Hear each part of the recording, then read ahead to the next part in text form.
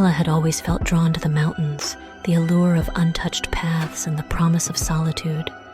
She embarked on a solo hiking trip, seeking peace and reflection deep within dense woods. Ella had wanted to hike these specific woods for some time, but it was now more imperative that she do this sooner rather than later. This forest was reducing in size and beautiful sights as the corporate industrial world was carving into its very landscape. The hike began as expected. Supplies were holding up, beauty was being photographed, and Ella was getting swept up in the emotional riptide that is connecting with nature.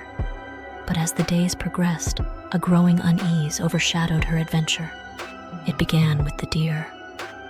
Unlike the healthy creatures she was accustomed to, these deer were grotesquely gaunt, their bones nearly piercing the skin. Their movements were languid, almost sorrowful.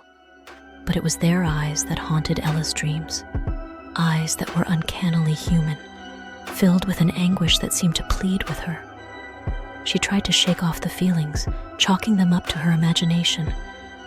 But everywhere she ventured, the deer followed, their mournful eyes always upon her, as though trying to communicate a dire warning.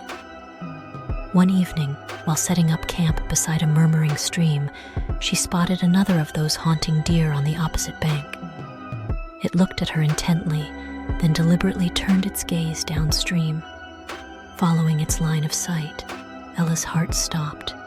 A thick, unnatural fog was rolling in, and from within it, an immense shadow began to form.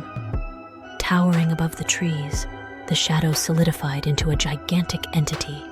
Its silhouette was indistinct, ever-shifting, but its eyes, a deep and ancient black, radiated a malevolence that seemed as old as the forest itself. Ella's every instinct screamed at her to flee, but her legs were frozen. The entity moved closer, the world around it blurring and distorting as if reality itself was bending in its presence.